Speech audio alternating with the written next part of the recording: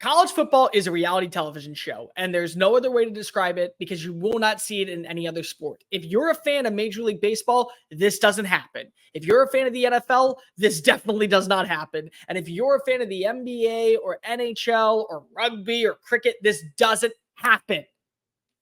Bobby Petrino is going back to Arkansas. Let's go talk about it. If you are new here, welcome on into the channel. My name is Cole Thompson. I'm a radio show host based in Houston, and I talk college football daily. So if this is the type of content you enjoy, make sure you smash that subscribe button down below. Leave a comment telling me your thoughts on Bobby Petrino going back to Fayetteville in epic fashion. Tell your friends, your family, your sister, your brother, your workout buddy, your fraternity brothers, your friends at the nail salon, really anybody that loves college football about this channel. And as always, let's continue to talk about our favorite game. By the way, if you like this type of content, you can also give me a follow on social media, Twitter, X, whatever you want to call it, at Mr. Cole Thompson. It's the exact same as my YouTube channel. So when you subscribe here, make sure you go on over to Elon Musk app and you hit the subscribe button there, or follow button, whatever you want to call it. Bobby Petrino is going back to Fayetteville, Arkansas. No. I'm going to say it again, and I want you to listen loud and clear. Bobby Petrino, the guy who showed up at a press conference in a neck brace, covered and bruised as all hell, and was fired, is going back to Arkansas. And just to add the cherry on top to this entire shindig, he's not the head coach. He's going back as the offense coordinator. This is why college football is the greatest sport of all time, because Bobby Petrino would never be allowed to show his face in Arkansas a decade ago. And one season down at Texas A&M, and a few years back when he was at Louisville and when he was at Missouri State, he's now going to be welcomed back with the pride of Fayetteville, hoping and hollering that he will be the answer for Sam Pittman to stay on staff. So there's a lot of youngins out here that don't understand the Bobby Petrino era. So let's go back and talk about what Petrino did. The way he got the job was already just completely asinine. Bobby Petrino was actually hired by the Atlanta Falcons in the NFL. And in the middle of the season, 3-10, he quits in the middle of the season, doesn't say anything, leaves a note, and then goes up to the SEC West. He goes to Arkansas. And in year one, there's some struggles. Not going to deny that. Year two, you see progress. They get to 8-5. They go fourth place inside of the SEC West that year. Year three, they're 10-3. They end up losing in the Sugar Bowl to Ohio State, but they finish in the top 12 of the college football of the AP rankings. And in year four, they beat Kansas State in the Cotton Bowl. They're 11-2. Bobby Petrino has this team a top 5 roster in the CFP.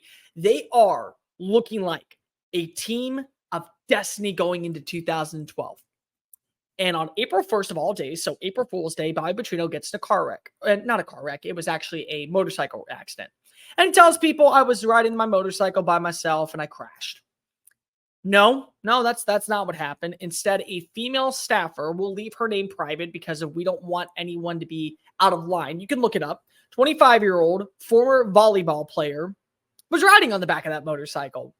And he lied to the university and he lied about her status. And come to find out, when the university does a little bit more digging, he's having an affair. And Bobby Petrino, 10 days later, is fired by then athletic director Jeff Long for malpractice and manipulation. These are words said in a press conference by an athletic director of your head coach that just brought you to one of your winningest seasons you've seen in over 3 decades. Bobby Petrino was a damn good coach. Bobby Petrino was the guy that a lot of people thought was going to end up being a name to watch for at any other major university, because if he can win at Fayetteville, he can win anywhere. He was going to bring the Hogs to glory. And the Hogs have really struggled since.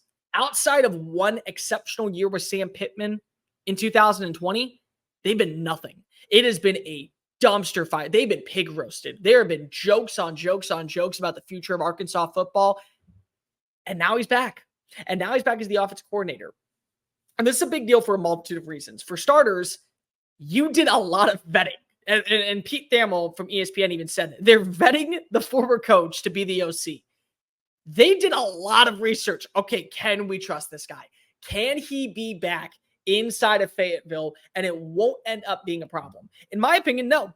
This is going to be one of the biggest storylines that we followed throughout the entire offseason of college football leading up to week 1. because of it's Bobby freaking Petrino back in Fayetteville. How the hell do you even describe that? Go ahead and tell the most normal college football fan. Hey, remember the dude that showed up in a neck brace and covered up in bruises? Yeah, that dude's not even the head coach. He's the OC. He got demoted at the college that fired him, but still went back there. Just tell that to somebody and imagine where your brain goes. It is absolutely floored. But Bobby Petrino can call offenses. And if you don't believe me, look at his stat line when he was at Louisville. Look at his stat line when he was at Arkansas. Look at what he did in 2016 with Lamar Jackson running the show. Look at what he did when he was at Missouri State. Look at what he did this past year at Texas A&M. A lot of people are going to talk about Texas A&M having a down year offensively. And I'll be real, they did. They absolutely were a very plagued roster. But they were plagued because of injuries and because of inconsistencies on the offensive line. You planned on having Connor Wegman. You ended your year with Jalen Henderson. So I don't blame Bobby Petrino. And that 101st scoring offense jumped all the way up into the top 25. So the man knows what he's doing when it comes to one side of the football. You're not asking to be in front of the microphone. In fact, most coordinators, they'll meet with the media maybe once a month, if even that. And then they go and they hide behind closed doors. They're too busy recruiting and they're too busy game planning for the next week.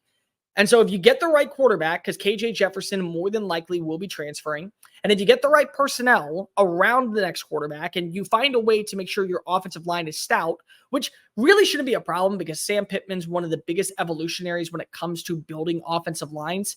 If you do all of that, then I think Arkansas actually made a decent hire. I do. But he's going to be under the microscope. He's going to be under scrutiny. Everyone's going to be paying attention to him. And this is Sam Pittman's job on the line. There is no second guessing. Hunter Urick, the AD, could have fired him. This was the year to where you look at the SEC and all these teams are coming in and they're making firings. Jimbo Fisher's out of Texas A&M. You're bringing in Texas and Oklahoma. Both of them were successful in the Big 12 last year. You also have Mississippi State getting Jeff Lebby, a high-tempo offensive guy from the Sooners. This was the year to do it. And he's sticking to his guns because Sam Pittman is beloved in Northwest Arkansas. And sometimes that saves your job. Like Dana Holgerson went 4-8 this year. He was an asshole. They wanted him out. They're now not doing that in Fayetteville. Sam Pittman's taking a risk. It's a risk I love. And you know what? This is what creates drama in college football. Don't tell me that college football is not a reality TV show. And the only thing I can pray for, I think we all can pray for this. Bobby Petrino shows up, at least in some capacity, with a neck brace around him in some way, shape, or form. Don't tell me that this sport is not entertaining. Even in times when it's very slow news, it's damn good news. Thank you so much for watching that video. Don't hit the X button yet. Make sure you hit subscribe to keep up with all of our daily content found on Just Saying It and anything else that we post on this channel. Bye.